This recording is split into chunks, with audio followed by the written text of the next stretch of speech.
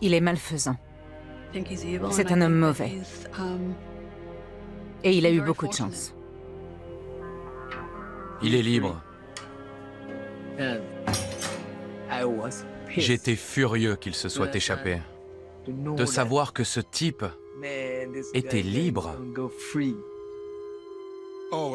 Trinquons à la santé de Monsieur le Beat. Qu'il pourrisse en enfer. Voici ma fiancée.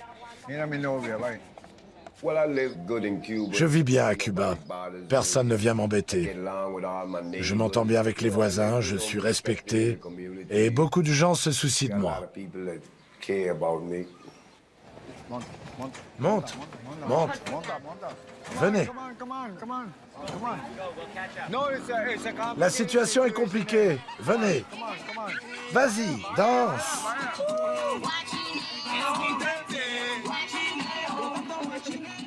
Aujourd'hui, on entend le mot terroriste tout le temps. Pour moi, c'est ce qu'il est. Il a délibérément commis un acte de violence pour terrifier des gens. Un groupe précis de personnes. C'est du terrorisme.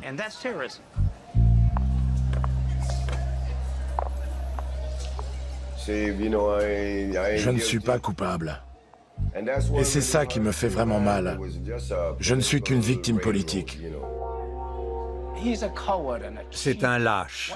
Ce qu'il a fait est lâche et minable. Il ne mérite pas d'appartenir à la race humaine. J'ai tout de suite eu le sentiment qu'Ishmael le Beat était le chef, le cerveau du groupe. Il se balade sur une île des Caraïbes depuis longtemps. Je suis un révolutionnaire, pas un criminel.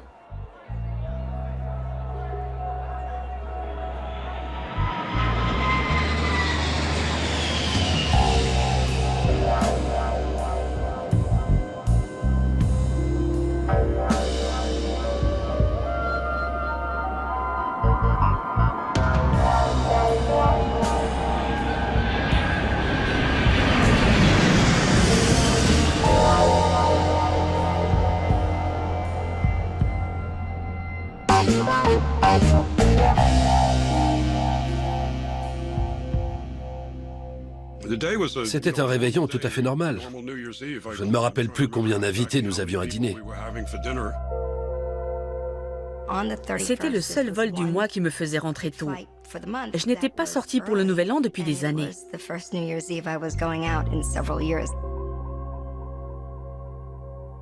Le téléphone a sonné en début d'après-midi. Salut Ken, tu peux nous rendre un service? On a besoin de quelqu'un pour ce vol. On te revendra ça. New York, Sainte-Croix, New York. C'était un vol classique. J'avais déjà fait cet itinéraire de nombreuses fois.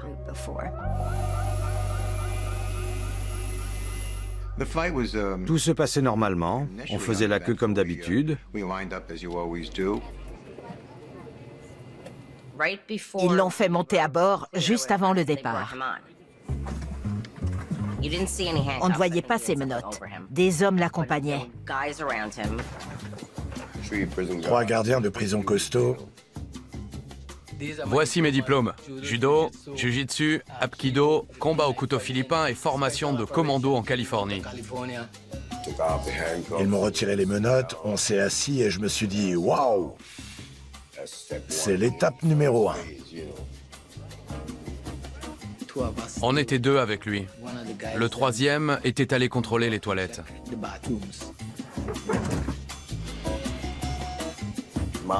Il ne me restait plus qu'à attendre le bon moment. À Sainte-Croix, on a embarqué les passagers, on leur a souhaité la bonne année, on a fermé les portes et on a décollé.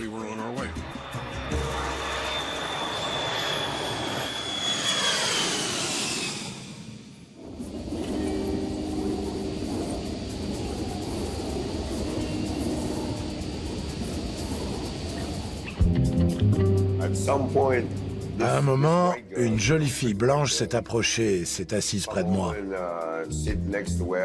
Elle m'a dit Vous êtes un dirigeant africain? Je lui ai répondu, comment vous le savez? Ma collègue Sharon O'Neill m'a appelé et m'a dit « Tu sais qui est ce prisonnier ?» Je lui ai répondu « Il y a un prisonnier? Je ne suis pas du tout au courant. » Ils nous ont distribué des petites briques de lait. Au bout d'un moment, j'ai fait semblant d'avoir mal au ventre. Emmène-le aux toilettes. Voilà ce que j'ai dit.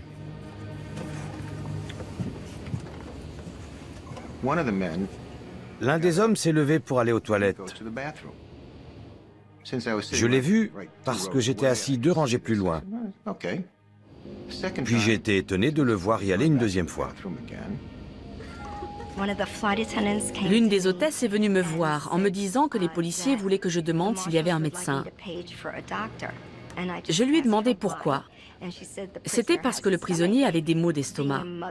Je suis mère de 2 enfants et je sais que dans ces cas-là, on ne peut pas faire grand-chose. Alors j'ai décidé de m'en occuper moi-même. La 3e fois, je me suis dit, c'est bizarre ces allées et venues. Je me suis lavé, j'ai fait mes ablutions et j'ai prié.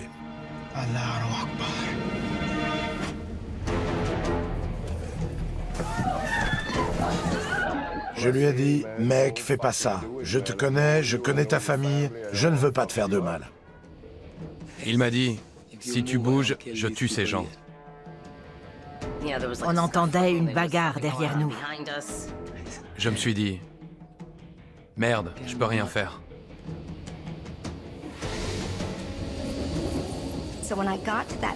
Quand je suis arrivée dans cette partie de l'avion, la cabine était si calme que j'en ai eu la chair de poule.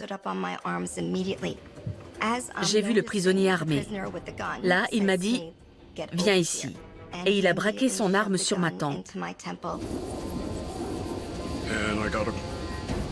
Pour la première fois de toute ma carrière, j'ai entendu la fameuse sonnerie. 4 bips. Elle signifie qu'il y a une urgence à l'arrière. Oui, Regina, je t'écoute. Regina m'a dit, Ken, j'ai un flingue sur la tempe. Déroute l'avion. Je veux aller à Cuba tout de suite. On était tous en danger. Côté carburant, c'était limite. J'ai répondu, Regina, on n'a pas assez de kérosène. J'ai attrapé la fille et je lui ai dit, Si l'avion ne change pas de direction, t'es morte. Je suis condamnée 8 fois à perpétuité, j'en ai rien à faire si l'avion s'écrase et nous tous avec. J'ai compris. Quel est votre nom, monsieur? oui, je vais te donner mon nom. Je m'appelle Ismaël Muslim Ali. Dans le cockpit, on connaissait tous l'histoire de ce type. C'est le Beat, le meurtrier de Fountain Valley. On l'appelait comme ça parce qu'il avait participé à une fusillade au golfe de Fountain Valley à Sainte-Croix. 8 personnes avaient été abattues à l'arme automatique. Tout le monde savait ce qui s'était passé à Sainte-Croix. Ce type avait 8 morts sur la conscience. Maintenant, c'est moi le commandant de cet avion. Vous allez faire exactement ce que je vous dis. Ne me posez aucune question et concentrez-vous sur la route. Mesdames et messieurs, ici le commandant de bord. Le pilote nous a dit très calmement, « Mesdames et messieurs », comme s'il nous annonçait la météo. Je pilote l'avion, mais je n'en suis plus le commandant. Je suis les instructions de Monsieur Le Beat.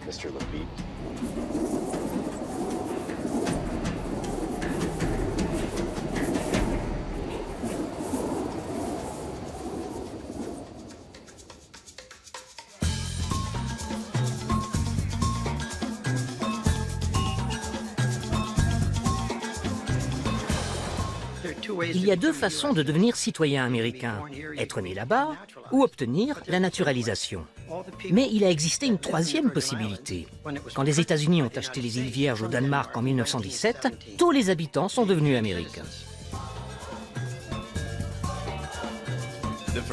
La vie était paisible dans les îles Vierges. Tout le monde se connaissait et la police était un pilier de la communauté.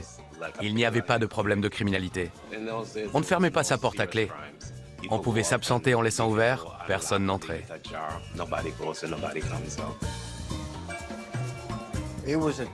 Ça a changé avec l'industrialisation.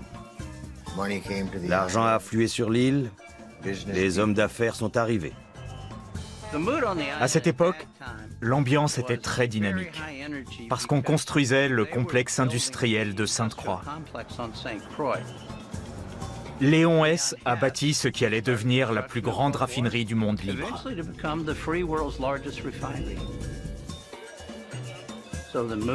Les îles étaient en pleine expansion.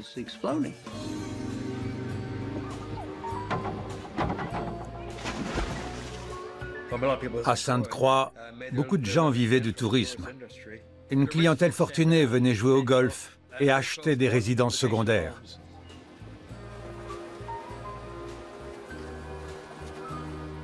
Le tourisme et l'économie locale florissaient, surtout en hiver. Les touristes se sentaient bien sur l'île. Le quart nord-ouest de l'île avait appartenu à la famille Rockefeller, tout comme Fountain Valley. Fountain Valley Golf Course was built by the Rockefeller brothers. But an $8 green fee buys you a slice of the $1 million view.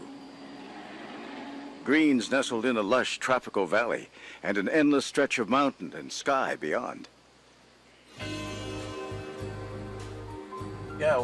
C'était notre plus grand parcours de golf. Les gens y venaient du monde entier. Le golf était vraiment spectaculaire. Très peu d'autochtones jouaient au golf. La plupart des clients venaient du continent. C'étaient des touristes. C'était des gens importants, des médecins, des avocats. Ils venaient se divertir. C'était bien, jusqu'au jour du massacre.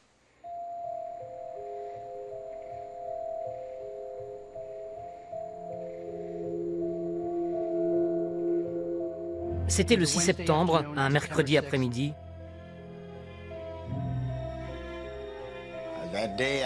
J'étais chez moi, mon coéquipier est venu et m'a dit « Il faut qu'on aille au golfe de Fountain Valley. Quelque chose de très grave vient d'arriver. » On était parmi les premiers policiers sur place. C'était un jour banal, comme aujourd'hui. Ma secrétaire m'a dit « Il y a un appel d'urgence, c'est Ed Walsh. » Ed était l'un des gars avec qui je jouais au poker. J'ai d'abord pensé que c'était à propos d'une partie. J'ai pris le téléphone et il m'a dit « Je suis à Fountain Valley, ils ont buté des gens. »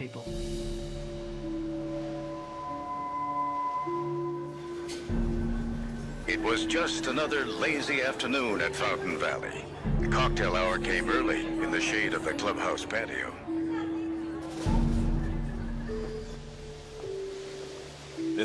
Ils sont arrivés par cette colline et ils sont entrés par l'arrière du bâtiment.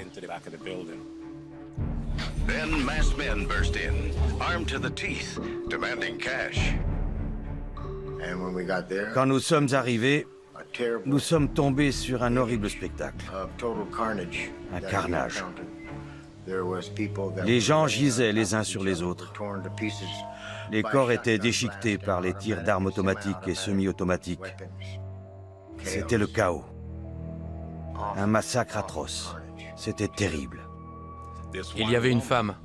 Elle travaillait là-bas. Cet homme a surgi de nulle part. Tout le monde avait peur. Ils étaient partout. Derrière nous, dans la cuisine. Il y en avait un avec le barman derrière le comptoir. J'avais peur qu'il s'en prenne à moi.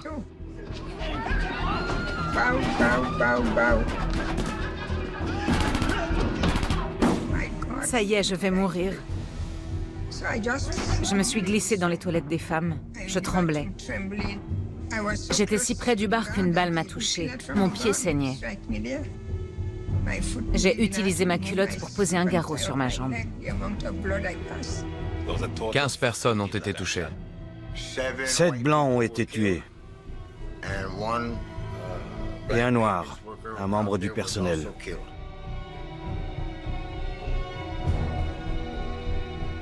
Ça a été très dur.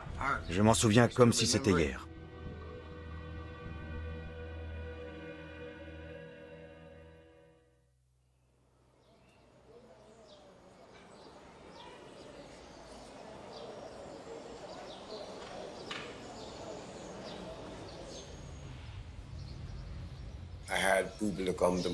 Des membres de notre mouvement m'ont aidé aux États-Unis et à Porto Rico.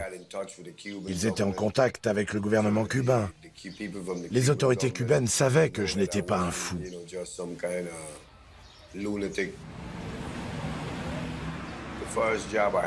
J'ai d'abord décroché un boulot de professeur. J'ai longtemps enseigné l'anglais. Ensuite, je suis devenu fermier. Puis j'ai monté une petite affaire. Je vendais du jus de canne à sucre. Ici, on appelle ça du guarapo. Il n'y avait pas de quoi devenir riche. C'était juste pour joindre les deux bouts.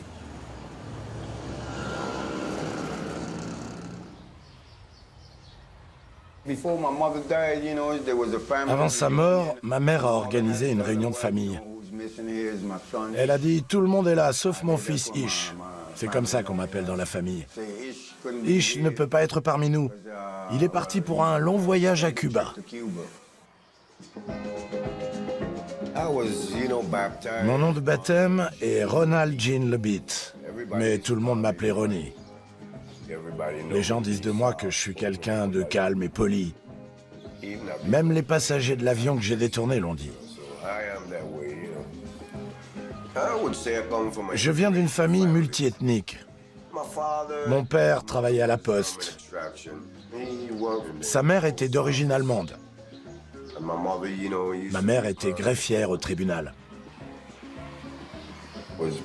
J'ai reçu une bonne éducation. Mes parents étaient stricts. J'ai eu pas mal de fessées. Et je devais respecter les adultes. À la maison, quand quelqu'un parlait, je n'avais pas le droit d'ouvrir la bouche avant qu'on me le demande. Ma mère était une femme très intelligente, elle s'entendait avec tout le monde. Elle voulait absolument que j'adhère aux jeunes démocrates. Ces types et leurs fils, des fonctionnaires noirs très bourgeois, ça ne m'a jamais attiré. Moi, je me sens mieux dans la rue. Mais j'ai eu très peu d'ennuis avec la police.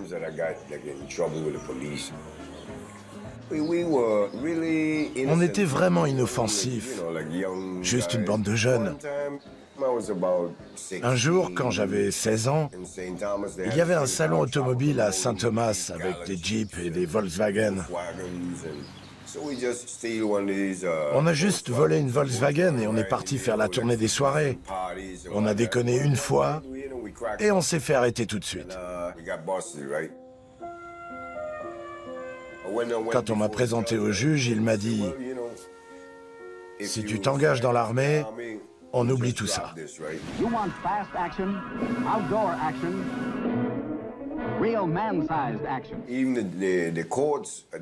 À l'époque, même les tribunaux jouaient les recruteurs. Si on t'accusait, mais que tu ne voulais ni procès, ni aller en prison, tu pouvais t'enrôler dans l'armée.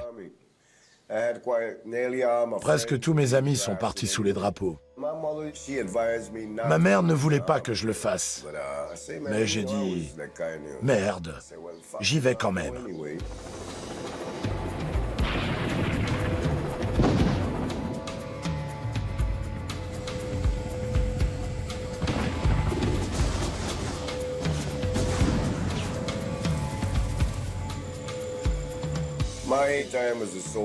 Mon passage dans l'armée a été une vraie galère.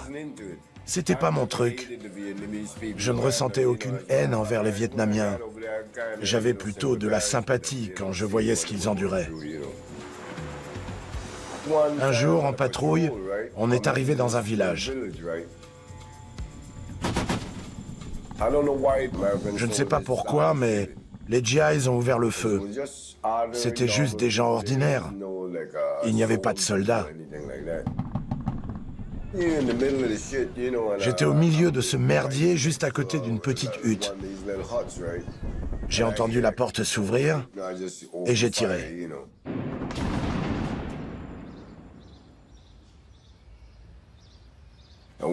Cette femme s'est écroulée.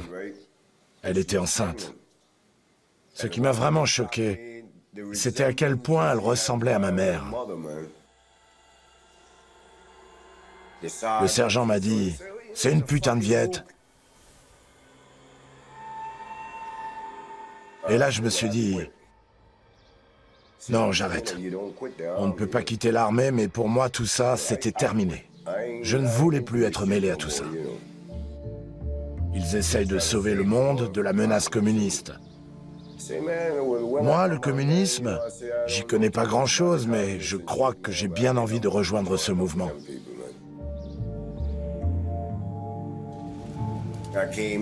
J'en ai conclu que je n'étais pas américain.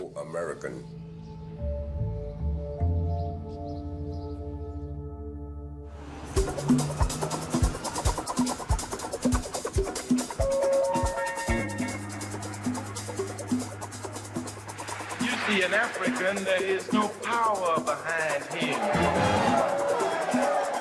Have my baby in one hand, my gun in the other, and walking up to some hunky, all hunkies, saying, I'm here, motherfucker. À l'époque, la question raciale était cruciale.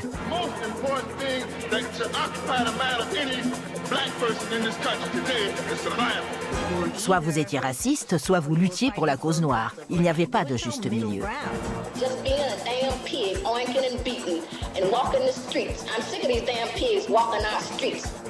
On ne pouvait pas tolérer ce qui se passait, et qui se passe encore aujourd'hui. Il fallait s'impliquer.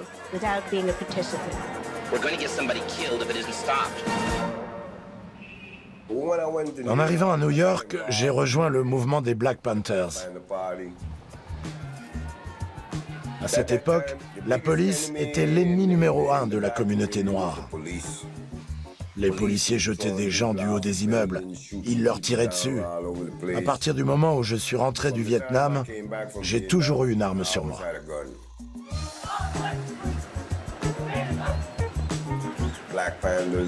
Les Black Panthers étaient solidement implantés dans la communauté. Ils étaient influents. Ils distribuaient des petits déjeuners. Moi, je participais à un programme qui consistait à aller dans les lycées pour parler aux gamins des dangers de la drogue et ce genre de choses. Mais à ce moment-là, j'étais prêt à rentrer chez moi. Parce que finalement, c'était là-bas qu'avait lieu le vrai combat, dans les îles Vierges.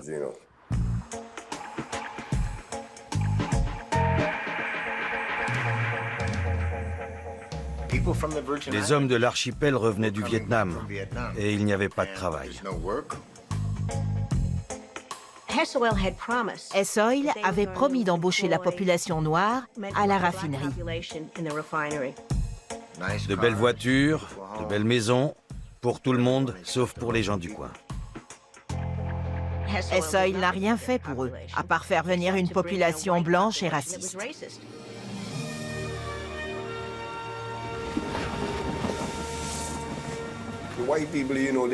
Les Blancs savaient utiliser leur influence politique et économique.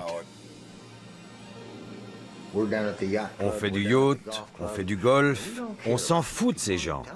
Qu'ils prennent un balai et nettoient les rues. Les Blancs ont poussé les sénateurs à adopter des lois plus sévères. Ils se sont armés. Tout ça, ça visait les jeunes noirs des îles Vierges.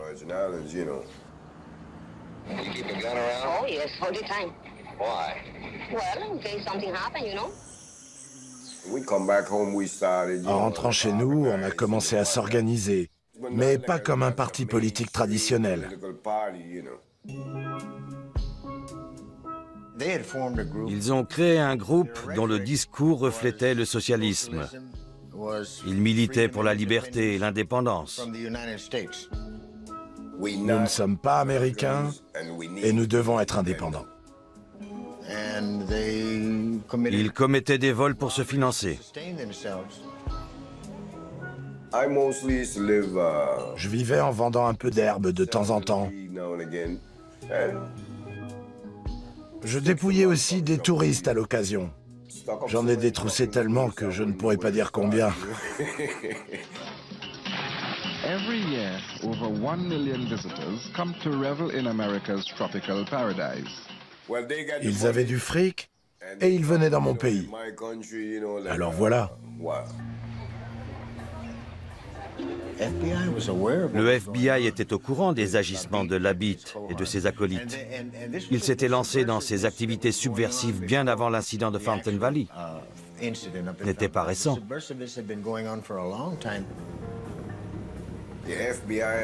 Le FBI était prêt à prendre toutes les mesures nécessaires pour empêcher l'émergence de toute forme de conscience noire.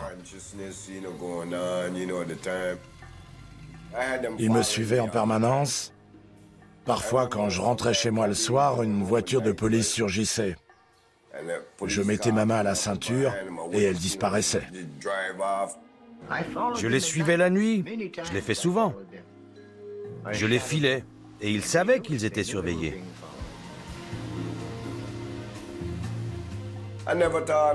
Je ne pensais pas vivre jusqu'à mes 30 ans.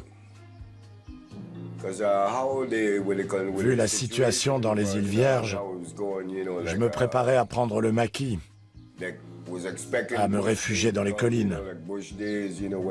J'ai d'ailleurs fini par le faire. Toute la police les recherchait. Les agents en uniforme, les inspecteurs, tout le monde. Mais ils avaient disparu dans la nature. Ils étaient introuvables.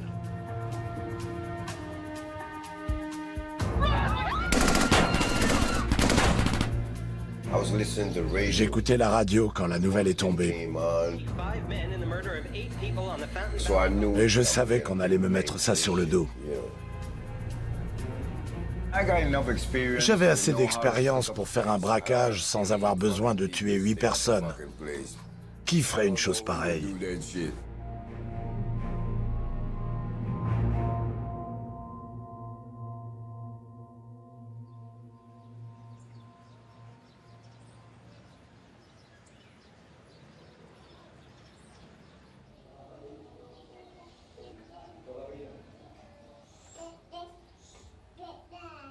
Ma mère et mon père sont morts alors que je vivais déjà à Cuba. Ça a été dur de ne pas pouvoir assister à leur enterrement pour leur rendre un dernier hommage. Mais c'était impossible.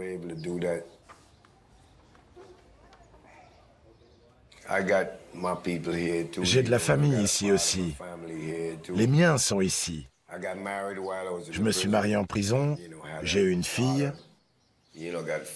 J'ai une famille, j'ai des amis, j'ai de la chance.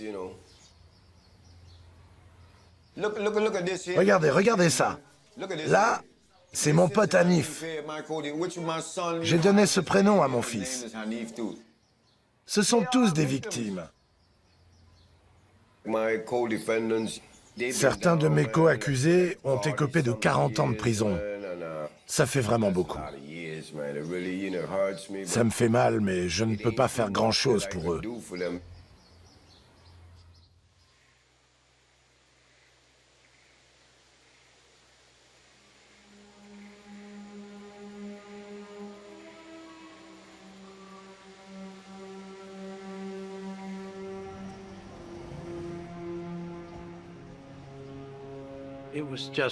La terreur régnait sur l'île. Personne ne savait où ils étaient. Il fallait arrêter ces meurtriers à tout prix. En Floride, à Miami, on présentait ça comme une affaire raciale. On déconseillait aux Blancs de se rendre à Sainte-Croix, parce qu'on y tuait les Blancs là-bas.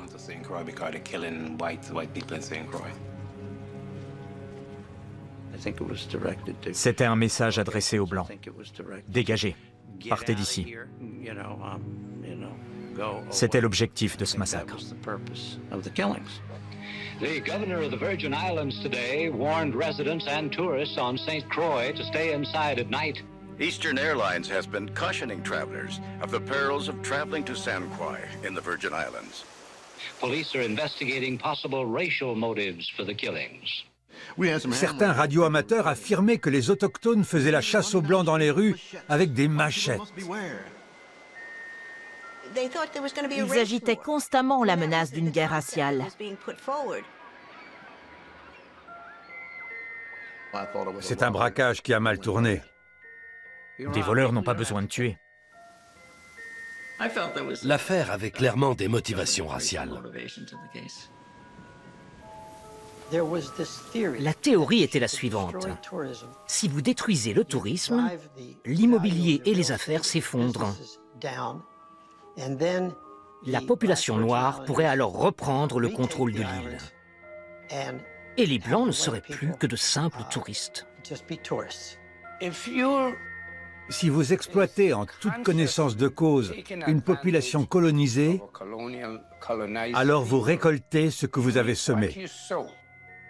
To combat the rise in crime here, the island government asked for U.S. Marshals. 25 specially trained marshals, some of them veterans of the Wounded Knee South Dakota siege, have arrived here. They will work side by side with local police as patrolmen and investigators. Le FBI, les marshals, les militaires, tout le monde. Tous les hommes étaient équipés de fusils, de couteaux. Ils étaient environ 100 ou 120. Fountain Valley est devenu notre centre de commande. Tout partait de là-bas.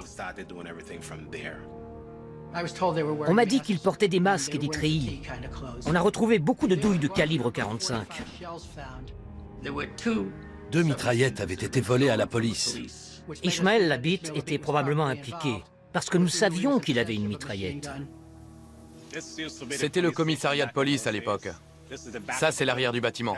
C'est ici qu'on stockait les mitraillettes, sans surveillance particulière. Ces gars qu'on recherchait depuis des mois et des mois étaient lourdement armés et enchaînaient les braquages. L'aéroport, les hydravions, les gardes-côtes, les ports étaient en alerte. Des gardes surveillaient l'hôpital où se trouvaient les blessés. À cette époque, on offrait une récompense de 25 000 $. Une source nous a indiqué qu'il ne se cachait pas dans les montagnes, mais dans une résidence à Frederiksted. Ce jour-là, j'étais avec Raphaël Joseph et Warren Ballantine dans une maison abandonnée qui avait appartenu à son père, en plein centre-ville. Ils ont bouclé la ville.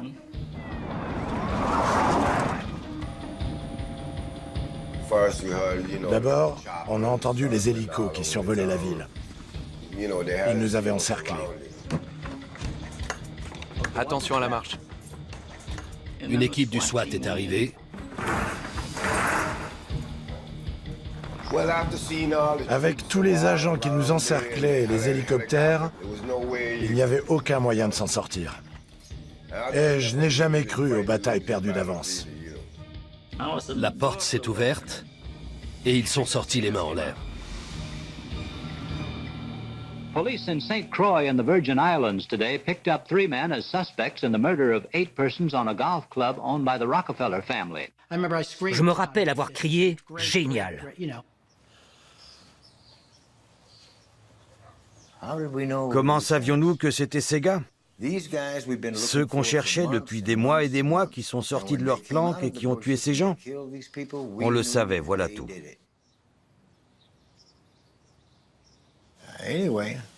Que voulez-vous que je vous dise? Ils ont avoué. Ils ont fini par avouer ce qu'ils ont fait.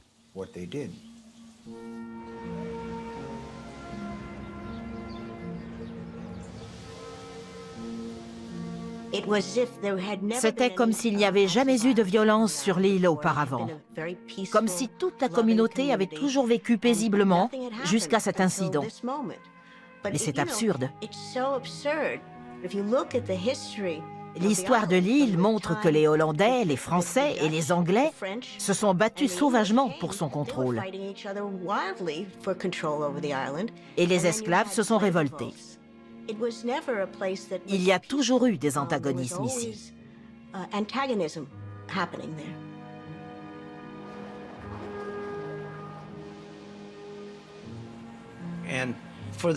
Pendant les 2 années qui ont suivi, la communauté a été affectée par ce procès, d'une façon ou d'une autre. C'était à la une tous les jours. Dès le matin, la foule attendait de pouvoir entrer.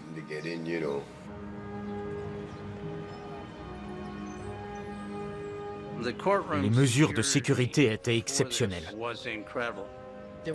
Des tireurs d'élite étaient postés sur les toits des immeubles.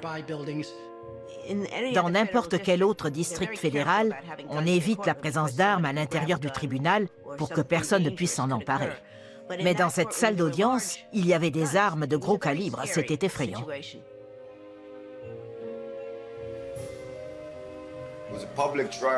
C'était un procès public, mais il sélectionnait ceux qui pouvaient entrer. Il a fallu se battre pour que nos familles puissent y assister. Le procureur s'appelait Joel Sachs. Il a joué plus tard un rôle très important. Il était blanc.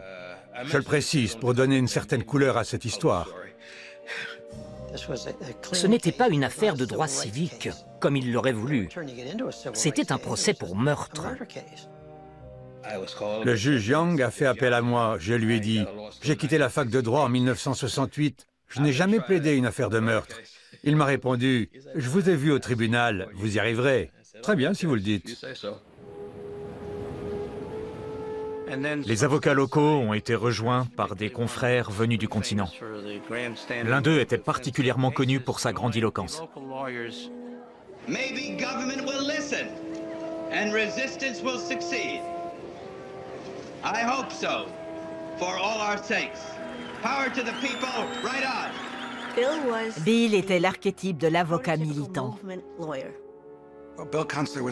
Bill était l'avocat le plus célèbre d'Amérique, le Clarence Darrow de sa génération. Il déplaçait les foules partout où il allait. It is now the time for American college students to declare first a national strike and then to encourage the entire economy to strike.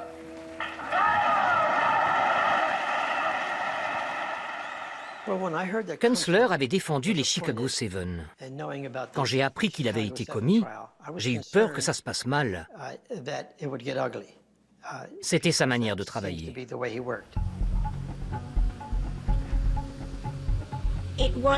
Dans cette affaire, la pression était telle qu'il fallait faire appel à quelqu'un venant d'une autre partie du pays. Sans cela, le gouvernement pourrait contrôler le procès, comme il contrôlait tout le reste là-bas. Si vous avez quelqu'un dont la communauté veut se débarrasser, Bill est l'homme qu'il vous faut. L'environnement allait être extrêmement difficile pour nous. C'était évident. La population blanche criait au scandale, par exemple, quand nous osions pénétrer dans un restaurant. Il était difficile de trouver un endroit où s'installer à cause des alertes à la bombe.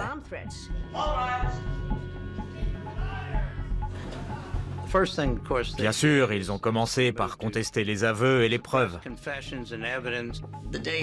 Dès le lendemain de leur incarcération, ils ont affirmé avoir été torturés. Dans le système judiciaire américain, il y a ce que nous appelons la doctrine du fruit de l'arbre empoisonné. Tout aveu obtenu illégalement est irrecevable ipso facto. Donc, tout ce qu'ils avaient, que ce soit des armes ou d'autres preuves, aurait été considéré comme irrecevable en raison de ce soupçon. Ils voulaient faire sauter les preuves. S'ils avaient réussi, toute l'affaire aurait été pliée.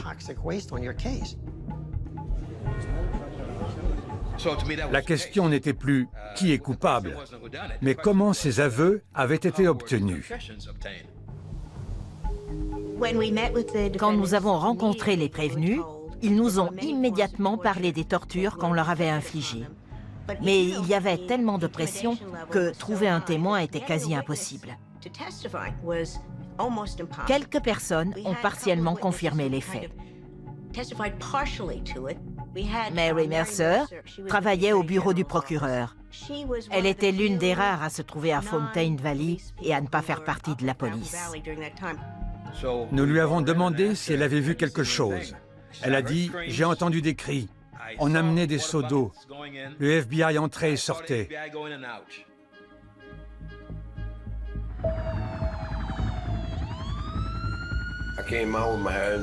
Je suis sorti, les mains en l'air, et je me suis rendu. Mais au lieu de nous mettre en prison, ils nous ont emmenés au golfe de Fountain Valley.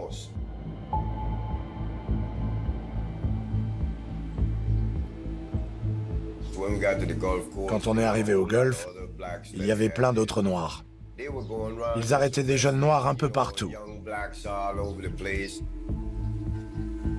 Pendant des jours, ils ont arrêté des gens, y compris mon frère. Ils ont instauré un couvre-feu. On ne pouvait pas sortir sans tomber sur un agent. Ils arrêtaient n'importe qui.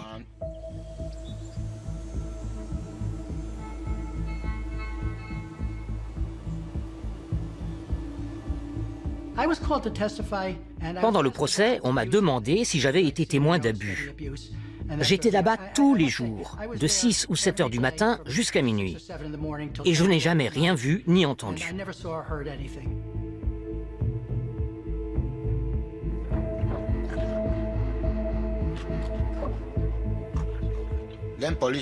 Quand les flics vous arrêtent, vous leur dites ce qu'ils veulent entendre. Le FBI prenait les dépositions, la police locale s'occupait de la torture.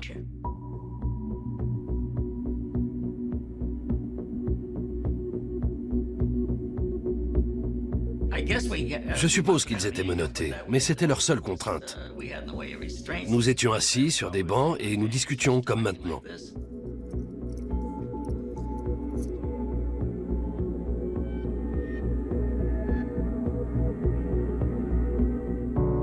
Ils m'ont emmené dans un vestiaire. J'étais menotté, main dans le dos, et ils ont commencé à me frapper.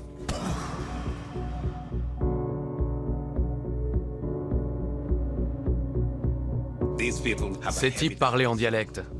Les fédéraux avaient du mal à les comprendre, mais nous non, puisqu'on venait du même endroit. On menait la plupart des interrogatoires avec les fédéraux. Un autre témoin, Anthony Powell, a confirmé les abus. C'était un policier. Il était présent pendant les interrogatoires et les séances de torture à Fountain Valley. Pendant l'audience, il a affirmé qu'il y avait eu des cas de torture et qu'il y avait assisté.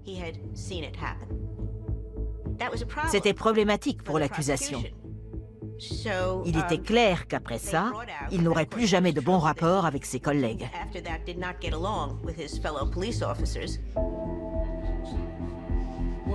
Ce qu'il a dit, je ne l'ai ni vu ni entendu.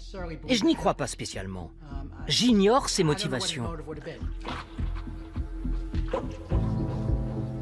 Ils nous attachaient un truc autour du cou, nous mettaient un sac plastique sur la tête et nous étranglaient. Selon les agents du FBI, les 3 gars voulaient parler dès le début, mais on les a fait taire.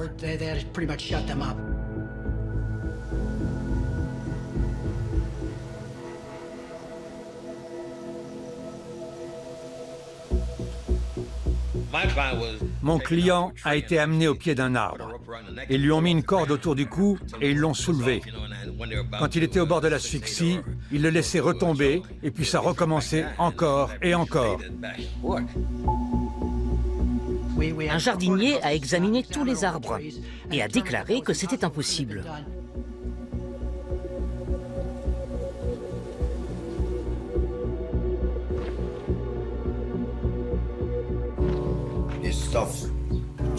Ils m'ont fourré quelque chose dans la bouche et avec un seau, ils m'ont versé de l'eau dans le nez.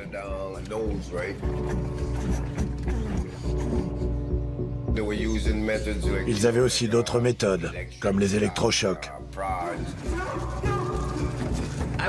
Je ne sais pas ce que c'est un aiguillon électrique. Je n'en ai jamais vu de ma vie et certainement pas là-bas.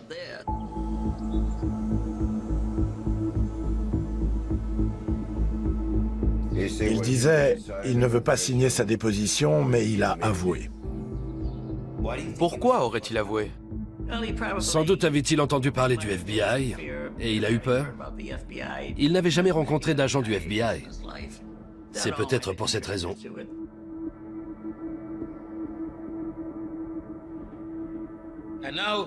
Ensuite, le procureur Joel Sachs a témoigné. Il a dit lui-même qu'il avait parlé avec l'un des policiers, le sergent Hansen. Alors lui, c'était le pire de tous, Hansen. Je l'appelais le bourreau. J'ai travaillé avec le bourreau pendant des années. Joel Sachs a déclaré au juge que Hansen avait dit « Oui, nous avons torturé ce type pour obtenir des informations. » J'étais troublé par cette information.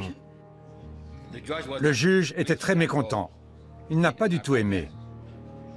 Selon moi, si ces gens avaient fait ça, ils devaient aussi être poursuivis. Mais il était hors de question que Hansen admette ses brutalités. J'avais toute la police des îles Vierges contre moi.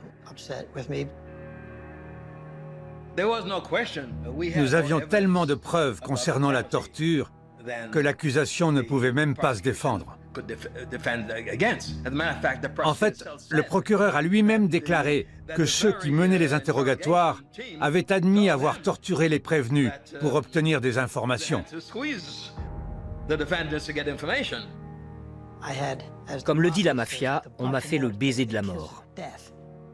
Joel Sachs a été immédiatement éloigné de l'affaire. Je ne pouvais pas prendre un café sans être accompagné de 2 gardes armés. Il ne voulait prendre absolument aucun risque. Ces types devaient tomber. Même s'il fallait que Saint-Pierre descende du ciel pour instruire l'affaire, elle irait jusqu'au bout. Il serait reconnu coupable et condamné à perpétuité.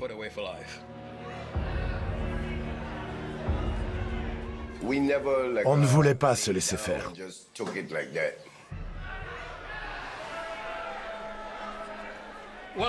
Parfois, pendant le procès, le beat se levait brusquement pour dire quelque chose. C'était assez surprenant.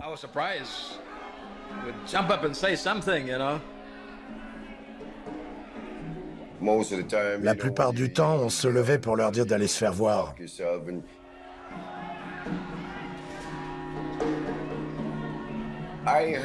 Pour moi et les autres prévenus, c'était une parodie de justice.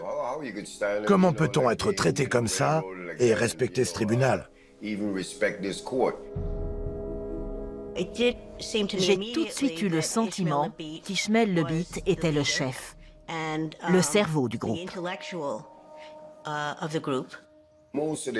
Notre frustration, nos coups de colère, nos protestations visaient directement le juge. Pour moi, le juge Young s'est comporté comme un planteur blanc. Warren H. Young était l'avocat des Rockefeller. Il représentait leurs intérêts dans les îles Vierges. À l'époque, le juge fédéral des îles Vierges était nommé par le président des États-Unis. Nixon avait nommé le juge Young. Il n'y avait donc pas de doute sur les tendances au pouvoir. Young était du côté des riches blancs. Il était poli, très poli, mais il a toujours agi contre nous. On criait « c'est un coup monté ». Rien n'était légal. On était loin de la définition du mot « justice ».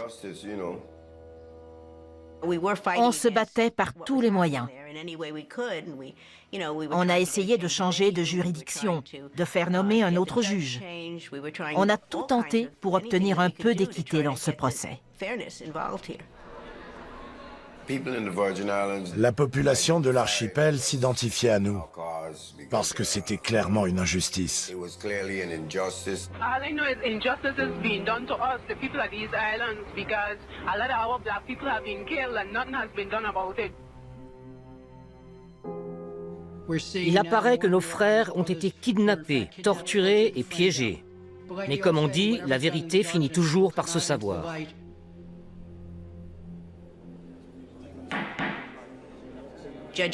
Le juge Young a estimé que tous les témoins qui avaient accrédité la thèse de la torture étaient indignes de foi et que les aveux avaient été faits de plein gré. Les aveux étaient donc spontanés. Ces 5 jeunes hommes auraient donc dit de leur plein gré « Nous sommes coupables et voici comment nous avons agi ».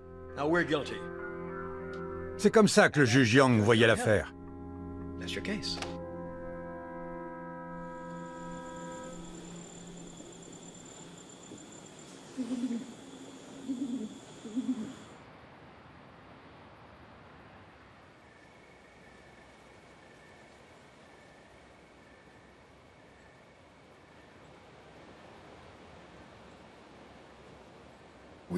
Nous n'avions pas d'expertise médico-légale, pas de prélèvement de fibres ou d'ADN, rien de tout ça.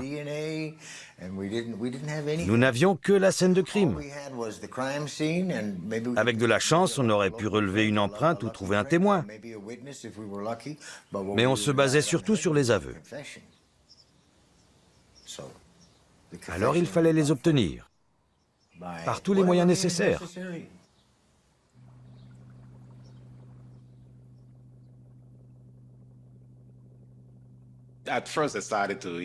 D'abord, on a commencé à échanger des informations. On leur a dit qu'on savait qu'ils étaient coupables. On voulait juste remplir les blancs. Ils se sentaient en confiance avec nous, ils nous connaissaient. On avait grandi ensemble. Je faisais quelques réparations chez Eugenio Harris. Quand il est rentré dans l'après-midi, on a discuté. Et il m'a raconté sa journée. On les punissait. Tu ne veux pas parler, va au coin. Quand ils voulaient boire, on leur apportait un seau d'eau. Vas-y, bois. Vous voulez dire plus d'eau qu'ils n'en voulaient? Oui. À un moment, la soif s'étanche et vous êtes prêt à parler. Ils étaient noyés, ils étaient pendus. Il leur mettait des coups de jus avec ces bâtons qu'on utilise pour les vaches.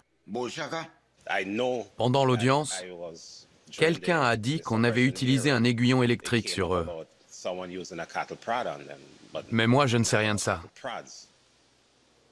Ils l'ont utilisé sur leur partie intime. Qui vous l'a dit? Eugenio Harris. Dennis McIntosh nous a dit que vous lui aviez parlé des tortures. Non, je ne lui ai jamais parlé de ça. Il n'a jamais fait de réparation chez vous? Non, non. Non. Donc il a menti? Il déforme la vérité. Je ne dis pas qu'il ment. Qu'est-ce que vous voulez que je vous dise? Ce qu'on a utilisé? Oui. Il y a une ferme en contrebas, juste derrière vous. On y trouve quel genre d'animaux? Des vaches? Exact. Qu'est-ce qu'ils utilisent pour les faire bouger? Des aiguillons électriques? Des aiguillons électriques. C'est ça. Et avec quoi ça marche? De l'électricité. Et si vous êtes mouillé, c'est encore pire. Vous ne croyez pas? J'imagine. Et quoi d'autre? Probablement un sac plastique pour étouffer les cris.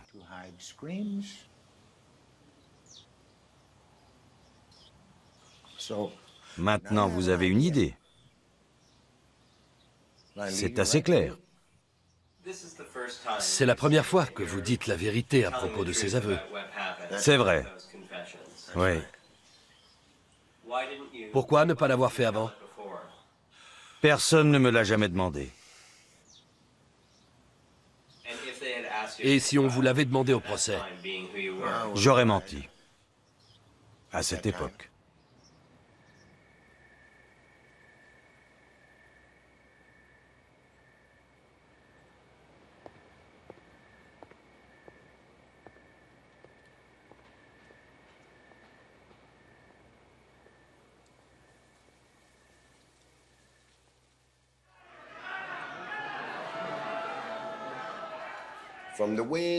Quand le jury a fini de délibérer, les marshals sont venus nous chercher. Rien qu'à leur comportement, je me suis dit que ça ne sentait pas bon. Le verdict est tombé. Ils sont coupables. Les marshals ont fait évacuer la salle en bousculant et en frappant les gens.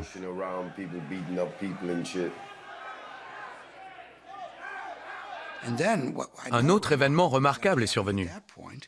Le juge les a condamnés le même jour, 45 minutes après la plaidoirie du procureur.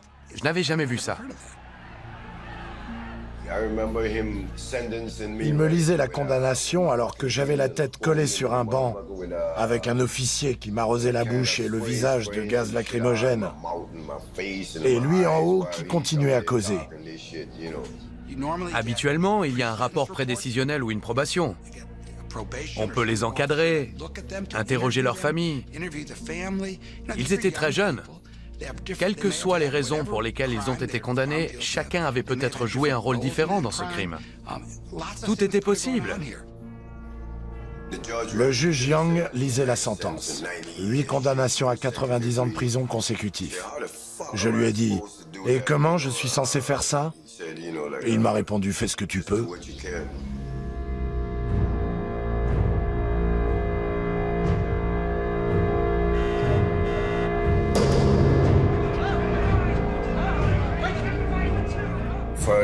D'abord, j'étais au pénitencier d'Atlanta.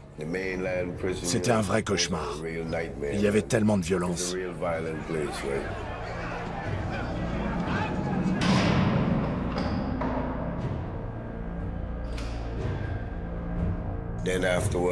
Ensuite, on m'a envoyé au pénitencier de Marion, dans l'Illinois, pour suivre un programme de modification du comportement. Ils vous gavent tellement de drogue que vous n'êtes même plus capable de vous défendre.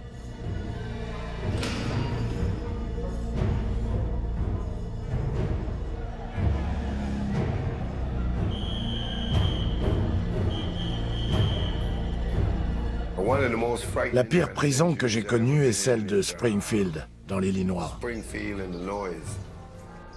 Ils sont prêts à vous tuer.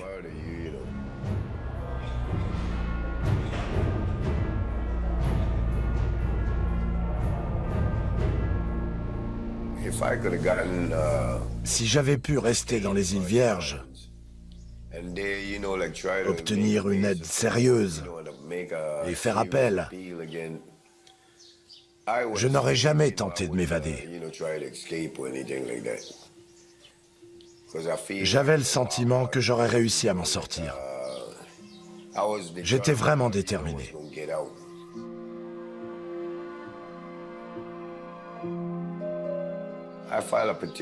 J'ai rempli une pétition d'habeas corpus contestant la légalité de mon transfert dans des prisons fédérales pour obliger le tribunal des îles Vierges à me ramener et à entendre ma plainte devant la cour.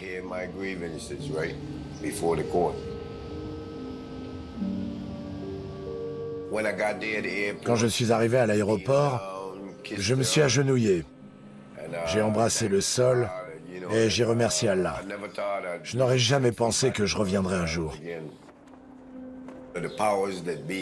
À l'époque, une certaine catégorie de personnes, des Américains, ne voulaient pas de moi aux îles Vierges. Ils ont été obligés de me faire revenir. Ils attendaient simplement une décision pour pouvoir me renvoyer. Et finalement, ils l'ont obtenue. J'étais anéanti. Donc, j'ai commencé à élaborer un plan B, quand j'ai compris que le plan A avait échoué. J'étais au fond du trou. J'étais allongé sur mon lit et je me suis mis à réfléchir. Je savais que j'allais bientôt repartir. Et là, j'ai eu une vision. Il fallait que ça se passe dans les airs.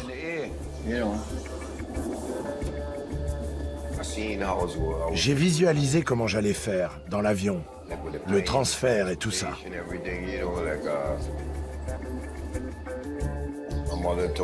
Ma mère m'a dit, si tu as assez confiance en toi, tu peux le faire.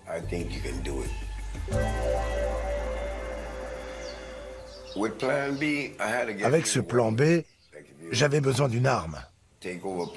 Si on veut détourner un avion, il faut convaincre les gens. Et un flingue, c'est convaincant. Pourquoi personne n'a jamais été poursuivi à propos du pistolet qu'Ishmael Labit avait dans l'avion? Combien de personnes avaient accès à cet appareil et ont pu y cacher une arme?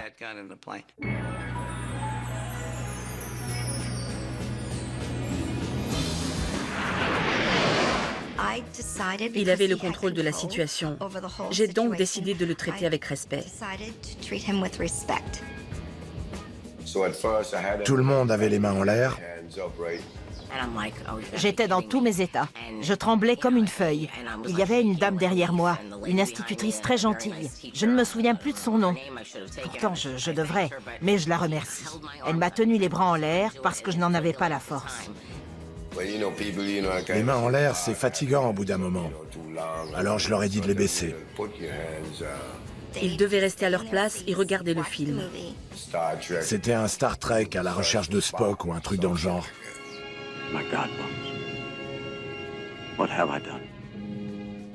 C'était un bon film. Ce jour-là, je n'en ai vu que des extraits, mais je l'ai revu par la suite. Quand il a vu que tout se passait bien, il s'est détendu. J'ai commencé à lui parler le plus possible. Il a dit qu'il avait appris la comptabilité en prison. J'avais trouvé un sujet de conversation. J'ai offert ma tournée. Donnez aux passagers tout ce qu'ils veulent. C'est pour moi. Servez-les bien.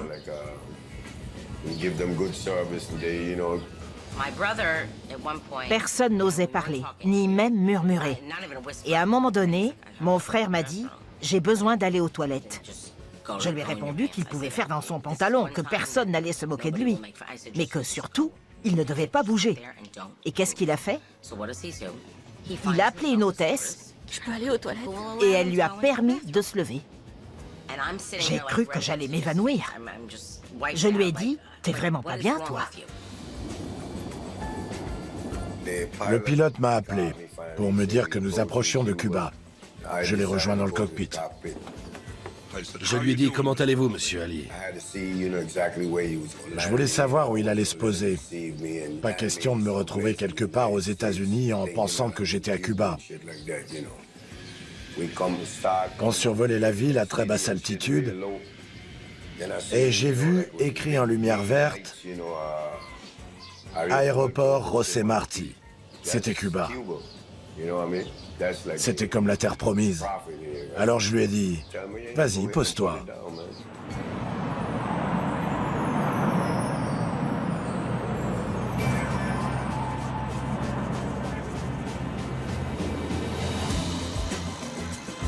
Il m'a demandé mon micro.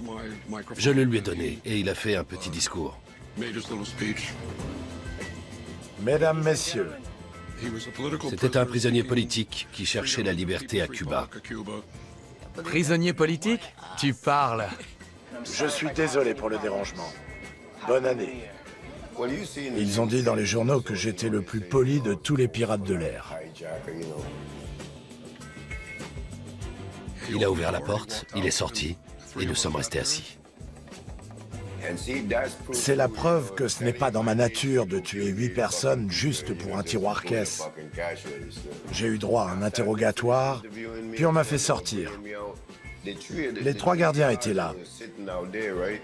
Je suis passé devant eux et je leur ai dit « Les mecs, en rentrant, appelez ma mère et dites-lui que je vais bien. » Ils m'ont répondu « Ok ».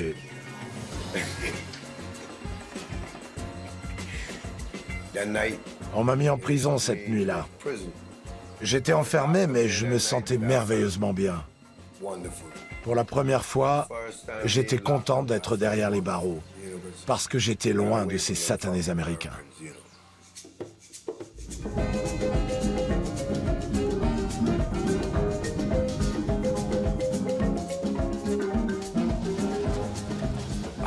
Ici, un pirate de l'air prend 10 ou 20 ans. Moi, j'en ai fait 7.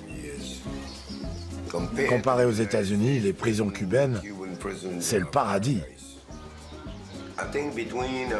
Entre mon temps d'incarcération aux États-Unis et la peine que j'ai purgée ici pour le détournement, j'ai tiré environ 21 ans et 10 mois. C'est 2 fois moins que les autres condamnés, qui peuvent y rester 40 ans. On passe à table? Oui.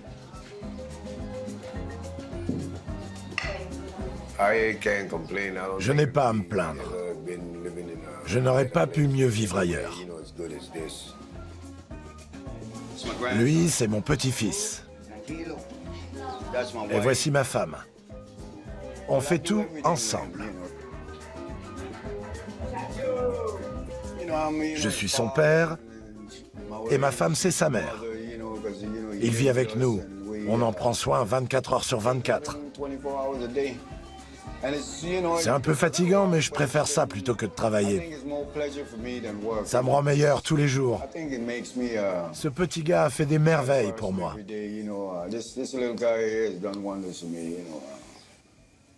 Je vieillis et je deviens sentimental.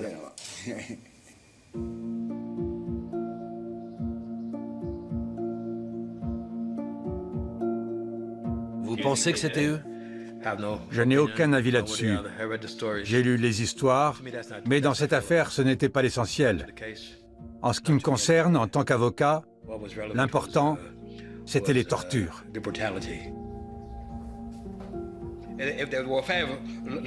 Si ça avait été des gamins blancs américains en vacances qui avaient fait le coup, est-ce qu'on les aurait emmenés à Fountain Valley sur les lieux du crime pour les pendre aux arbres, les électrocuter et les rouer de coups? Non, ça ne serait pas arrivé. On peut s'interroger sur leur culpabilité, indéfiniment. Je ne crois absolument pas à leur déposition. C'est pour ça que nous avons des règles et des procédures judiciaires. On ne peut pas arracher des aveux. C'est moyenâgeux. C'est comme ça qu'on condamnait les sorcières. Je n'étais jamais allé à Fountain Valley. C'était un endroit réservé aux touristes. Les gens pauvres ne jouent pas beaucoup au golf. C'est un sport de riches.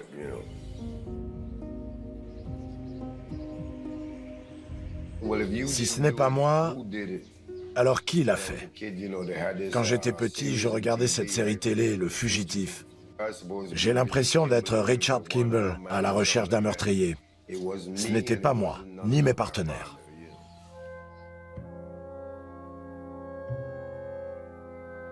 Today, the United States of America is changing its relationship with the people of Cuba.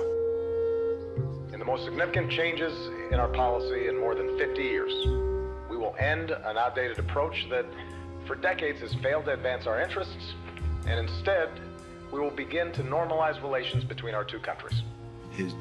Son châtiment viendra avec ce rapprochement. Jusqu'à présent, il était en sûreté. On verra ce qui va se passer avec les changements initiés par notre gouvernement. Il est possible qu'il soit extradé et qu'il purge sa peine, puisqu'il a déjà été condamné. Je voudrais tenter de le faire extrader de Cuba. Ça arrivera, tôt ou tard. Je ne me fais pas de soucis.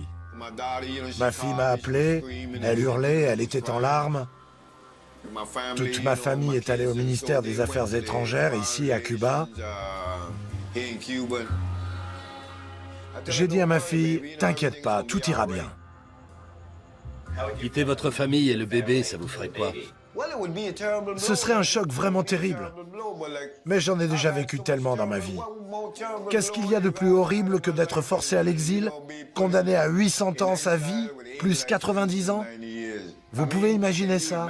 8 condamnations à vie, plus 90 ans.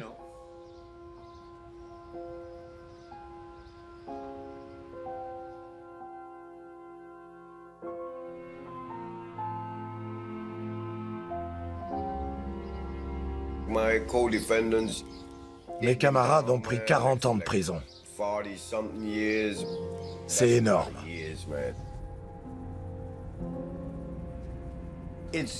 C'est ma seule souffrance, qu'ils ne soient pas libres comme moi.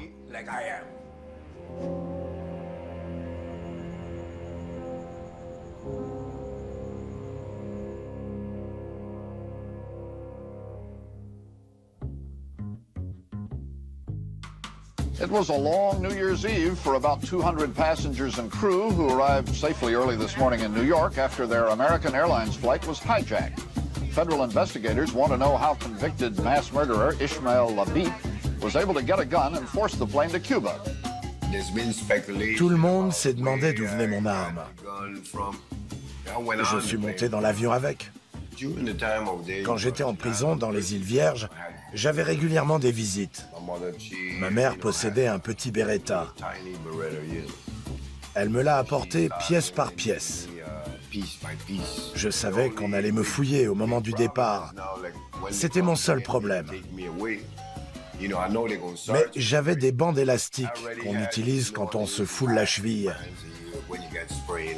Donc j'ai tout mis dans mon slip. Généralement, les gens détestent toucher les parties intimes. Une fois à l'aéroport, il fallait franchir ces saletés de détecteurs de métaux pour monter dans l'avion. Heureusement, j'étais menotté. Faire passer quelqu'un dans un détecteur de métal avec des menottes, ça n'a pas de sens. Donc ça a marché.